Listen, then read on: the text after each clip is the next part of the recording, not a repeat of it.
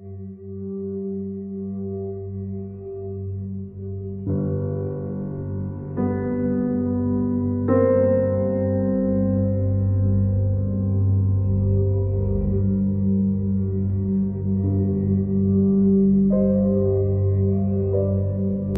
जो गैरसमज आहे की बिबट्या क्रूर आहे, तरच अत्यंत क्रूर आहे, असं एक समज आहे आपल्याकडे.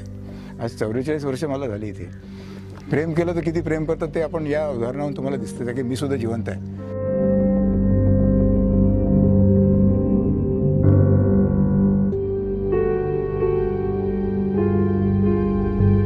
जंगलामध्ये फक्त आई त्यांच्या गरजा पुरवू करते. आई सगळं शिकवतो.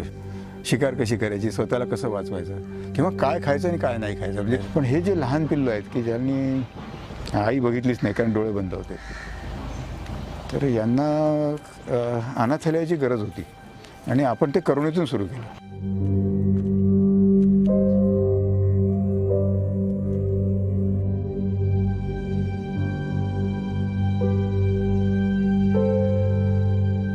प्रेमाची भाषा किती स्ट्रॉंग असते.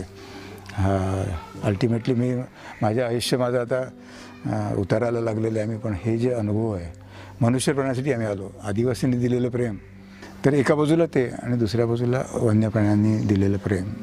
तर हे खूप असं एका जन्मामध्ये हे सगळं अनुभवणं, मी स्वतःला भाग्यवान समजतो खरं म्हणजे.